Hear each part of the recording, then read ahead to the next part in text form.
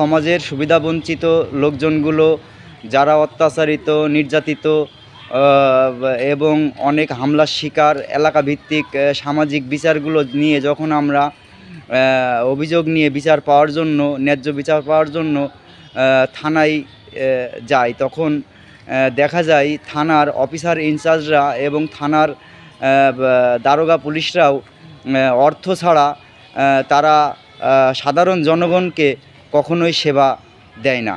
তো যখন আমরা থানায় অর্থ ছাড়া সেবা না পেয়ে এলাকার এবং সামাজিক রাজনীতি করা নেতাদের কাছে আমরা বিচার পাওয়ার জন্য, তাদের সাহায্যের জন্য তাদের কাছে যখন যাই, তখন আমরা দেখতে পাই যে রাজনীতি করা নেতারাও একজন সমাজের অবহেলিত, নির্যাতিত মানুষের পাশে দাঁড়িয়ে তার সঠিক বিচার পাওয়ার জন্য, সঠিক বিচার করে দেওয়ার জন্য রাজনীতি করা লোকজনও তাদের কাছে অর্থ দাবি করে।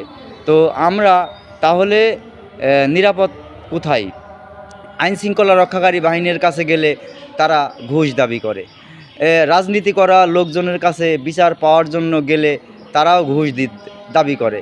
তাহলে আমরা কি বলতে পারছি যে দেশের আইনশৃঙ্খলা রক্ষাকারী বাহিনী এবং রাজনীতি করা লোকের মধ্যে কোনো পার্থক্য নেই, দুটোই দুর্নীতিবাজ। তো আমরা এই দুর্নীতিবাজ নেতা এবং দুর্নীতিবাজ পুলিশদের বয়কট করি এবং আমাদের নিরাপত্তার জন্য যোগ্য ব্যক্তি গড়ে তুলি।